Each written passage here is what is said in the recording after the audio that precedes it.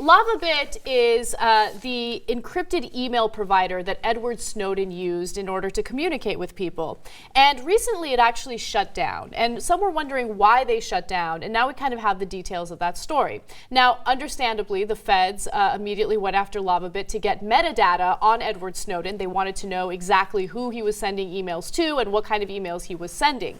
Now, there were filings that showed that Lavabit was served on June 28th with a so-called pen register. And keep in mind that you don't need any probable cause to get that pen register.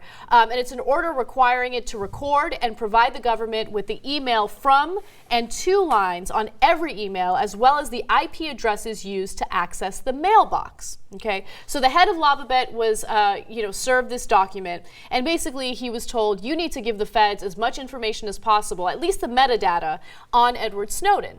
And he basically refused to. Okay. No, total American hero. I mean, he shut down his business to make sure that the government wouldn't get the information. Unbelievable. Who does that? And he gave the feds a really hard time. The representative of Lavabit indicated that Lavabit had the technical capability to decrypt the information, but that Lavabit did not want to defeat its own system. So that was basically their middle finger to the federal government. Like, look, we have a service here that gives our users as much privacy as possible. We are not going to go against what we promised them. The whole point of this was to make sure you couldn't get the information. Now you're telling me, no, you don't understand. You have to give me the information. And here's the owner of Lavabit saying, no, you don't understand. I'm not going to give it to you. Amazing. Right. Okay. Right. And so, look, unfortunately, the people who cooperate with the government, whether they're legal or illegal orders, often get away with it and are rewarded to get more government contracts. We saw in the case of Quest, when the government went to them pre-9/11 and said, give me all your customer data illegally, without warrants. And Joseph Naccio, their CEO, stood up to them. The government went after him, took away all his government contracts, charged him with insider trading. They said, oh, your stock dropped. Oh, what could I do? Ha ha, right? Mm-hmm. And Joseph Naccio went to jail for 4.5 years. Now, in this case, the Lavabit founder, another American hero, saying, I don't care what the consequences are.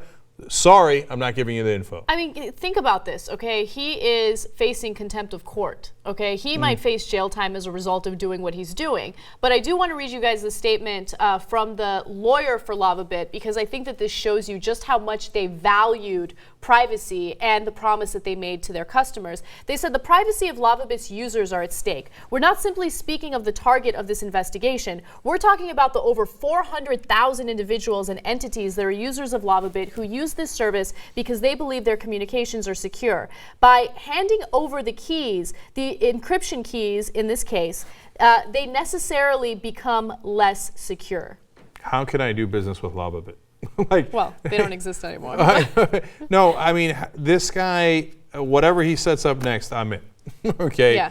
Because here's a guy who actually delivers for his customers. I mean, you like capitalism, you like the free markets. Here's a guy who's saying, I promise my customers this, and I'm not going to violate that trust no matter what. Exactly. Now, the judge gets involved, Judge Claude M. Hilton, and he is a senior U.S. District Court judge, and he basically says the government's clearly entitled to the information they're seeking, and just because you all have set up a system that makes that difficult doesn't in any way lessen the government's right to receive that information, just as they could from any telephone company or any other email source that could provide it easily. Okay, so finally Levison decides, all right, fine, I'm going to comply. But he does so in the most difficult way possible, basically giving them a second middle finger. Okay, so at this point, he gives them this printed document, and it's an 11-page printout with 4-point type. He did not give them electric data, so it's a printout, and the type is so small that they're unable to use it. Okay, the feds don't know what to do with it. So basically, the prosecutor said to make use of those keys, the FBI would have to manually input all 2,500 characters, and one incorrect keystroke in this laborious process would render the FBI collection system incapable of collecting decrypted data. Oh, are you going to have to work hard to violate our rights? Oh, that's such a shame for you. No, but let's focus on that for a second. Like, you're the FBI. You're the FBI, right? That's all I have to say. You're the FBI, like really? Like that's your job. It's the Federal Bureau of Investigations, right? What happened? Where are you, right? They're like, oh, that's super hard, dude. Can you make it easier for us? So, no, look, good for him for sticking up for his customers. I hope that they don't actually will find a way to get all 2,560 characters right. Right. So that is another problem. But that's the problem with the power of the government, right? They say, look, we can take your life as you know it away from you. We can take your freedom away from you. You must comply with what we, in this case, view to be tyranny. Otherwise, we'll crush you, right? Isn't this He's an trying example? to fight it in every way that he can. And and his actions to us are incredibly understandable. Here's an example of the government actually crushing a small business. Right, exactly. Like the Where are guys the who Republicans? Why aren't they upset about Oh, this? right. Where are all the guys about like, oh, small business in America, that's the one thing we care about. Unless, of course, we're running you out of business.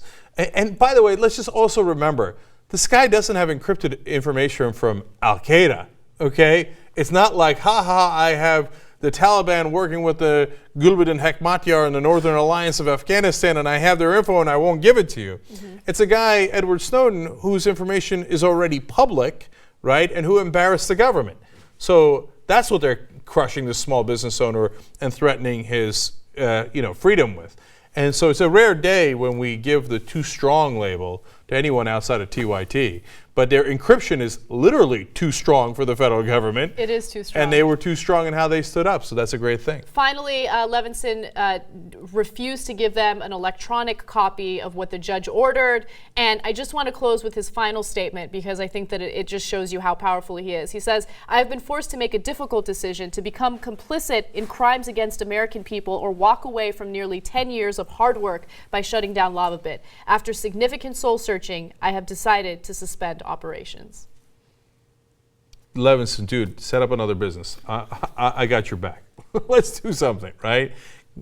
So it's a shame that this is what our government drives us to. And all in pursuit of a guy that has embarrassed them a little bit. Mm-hmm.